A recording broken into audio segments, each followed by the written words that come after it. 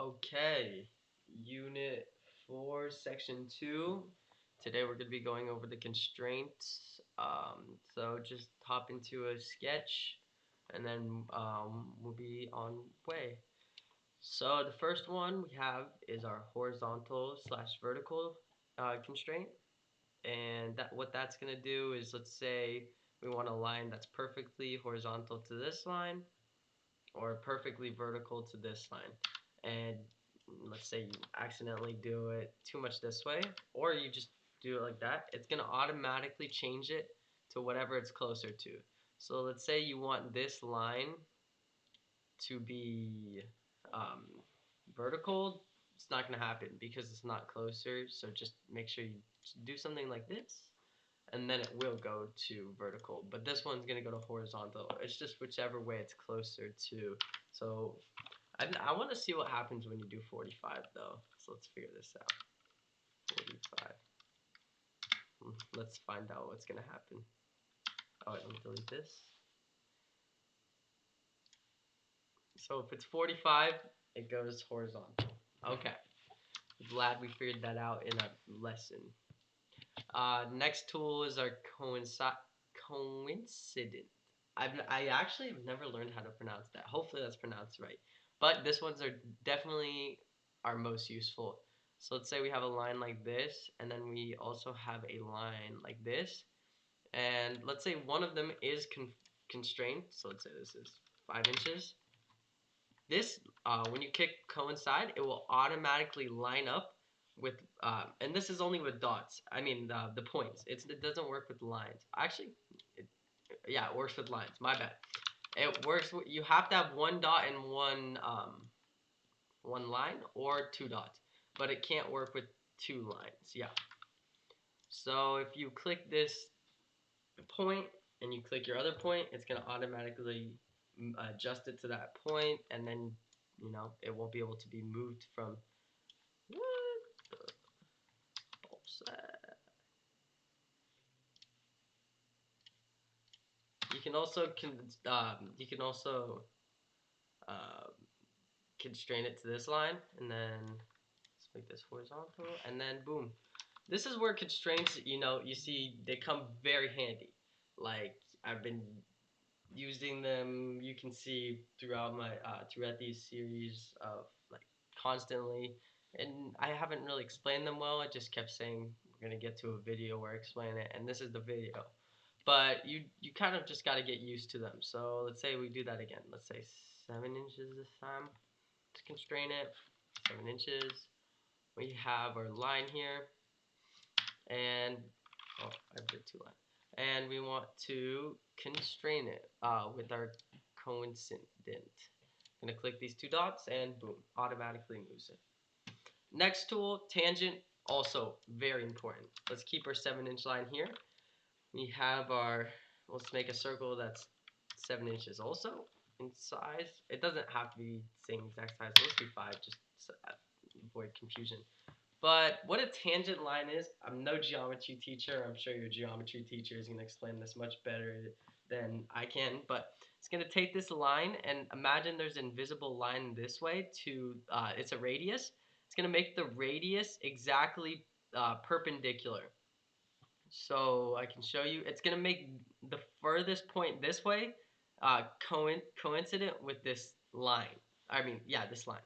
So you can't use coincident unless it's actually the dot. You can actually use, or I think I'm saying it right. Hopefully someone's not triggered, but you click the center dot and you can also do that. But let's say you want it on the edge. So you want it, let me undo that. Let's say you want it exactly like this. You can do that by clicking tangent, and you click these two and it will do it. And then also, let's say you want it on a corner, you can do that.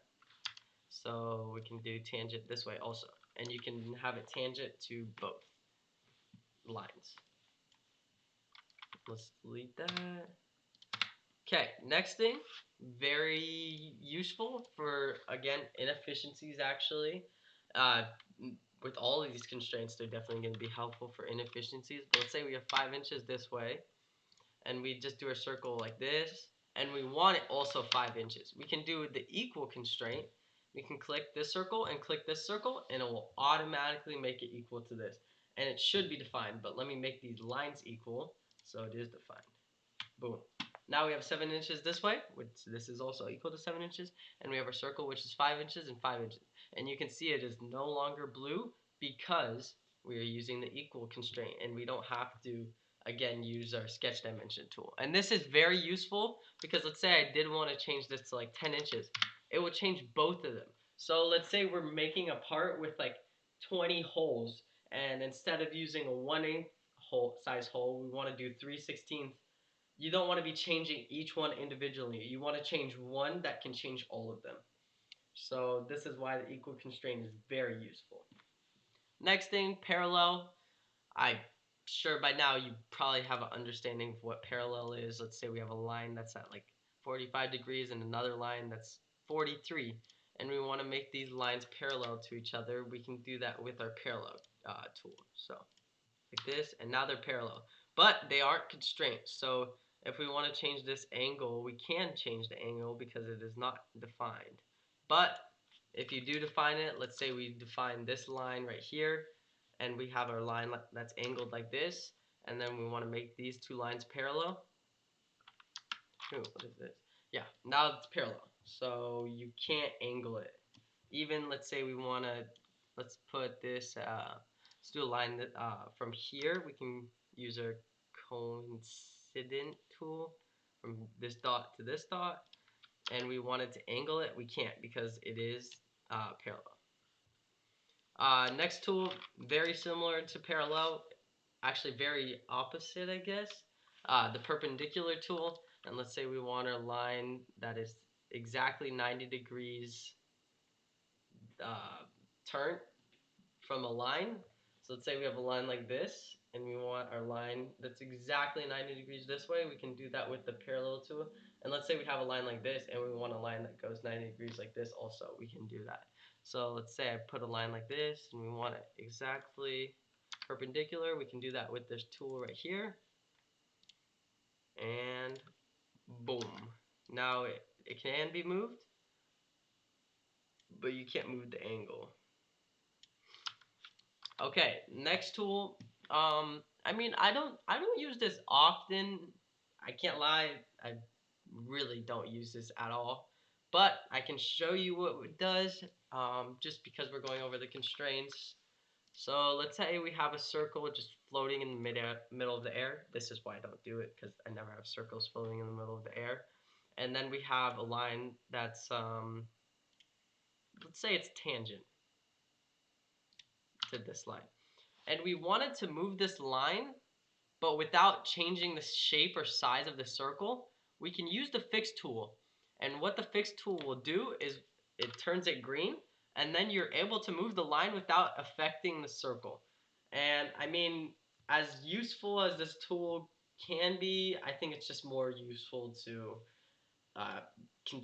define this, make it like 10 inches this way, 2 inches this way, or whatever, and make it white, because I mean, it's kind of useless. I'm not gonna lie. Just constrain your things. Just define it. I don't know. I have a pet peeve against blue lines and green lines. Like anything that's not white, I cringe at. So I mean, the fix tool can be useful, but very extreme cases. And then obviously you can unfix it with the same tool. Next tool, midpoint, very useful. I use this a lot when I'm making when I'm actually making construction lines. And let's define this. Let's do 20 inches by 10 inches. And let's say we want a construction line that goes to the two construction lines that meet at the very center of this. We can do that very simply by obviously clicking here or clicking X, and you see the triangle pop up. But let's say we accidentally go this way, like for example, we can click our midpoint of this line and this line, and it will, sorry, the dot and this line, and it will automatically go. And this is where constraints come very handy.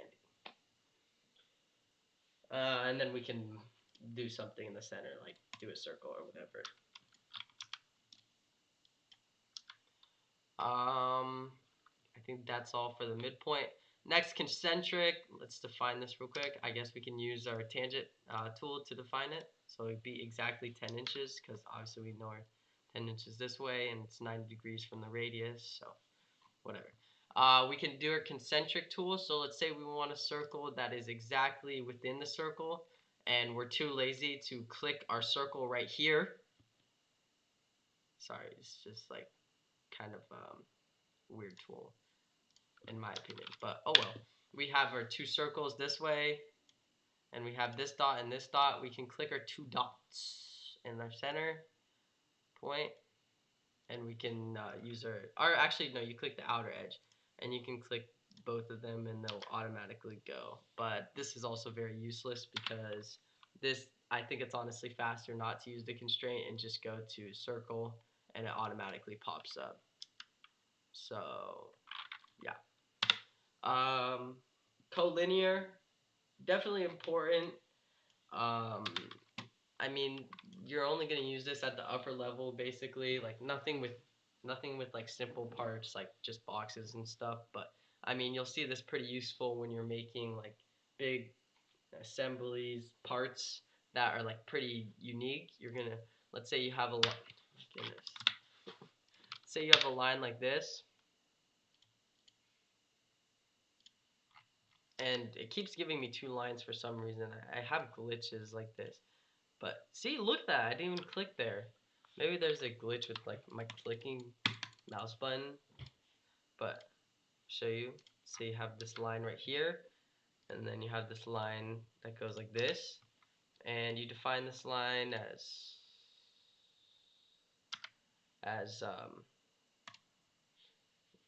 what is that? Horizontal, and then you define this line. Let's do coincide this way, and let's say it's 45 degrees. And you want this line to be exactly 45 degrees also, but you don't want to use your sketch dimension tool just because the collinear is faster, and you can click your two lines and it will automatically make it the same angle. And then if you want to attach the two, coincide. So, oh yeah, and also what it will do is it will also make it in like the same line.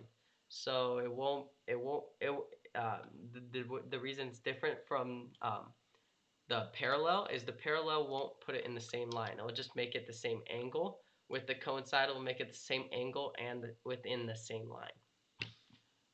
Finally, symmetry. I'm not gonna lie, I've never used it.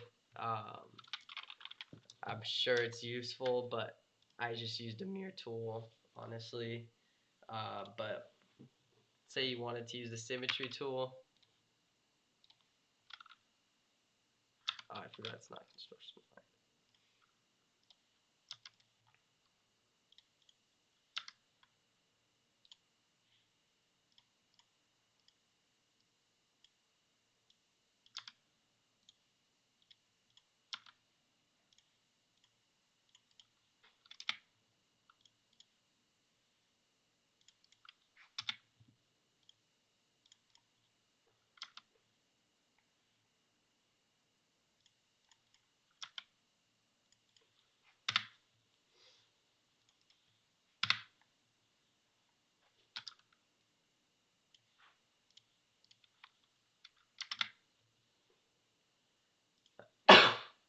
Sorry.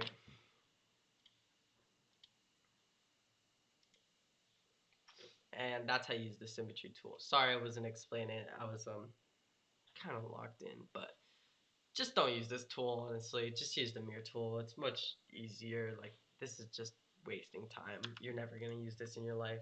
Same thing with the next tool, but I think for the case of this, I'll just show you. Let's say I have a circle like this, and we want to make it 10 inches.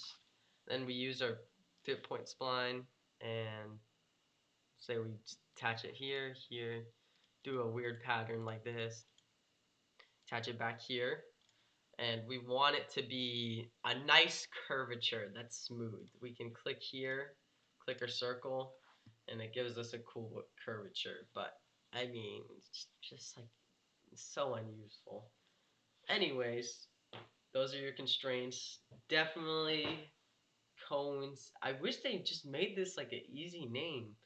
I wish it was just like dot connect, but cone, coincident uses that. Tangent useful. Equals useful. Parallel pretty useful. Not as useful as the other two. Perpendicular useful. Same usefulness as parallel. Fix no. Midpoint very useful. Concentric probably the most useless other than symmetry because you have the same thing over here. Collinear, pretty useful, only at the upper level. Symmetry, never use in your life. Curvature, never use in your life. That's all for constraints. I hope you learned how to use them well. I will type up a document on how to use your constraints and what each one does. Just make it a little more formal. But if you're like a visual learner, you like seeing it in front of you, this will definitely be your key. That's all for the 4.2. Next video is going to be how to make drawings, and then we're going to get into our intermediate stuff. So hope you learned something from this constraint, and peace out.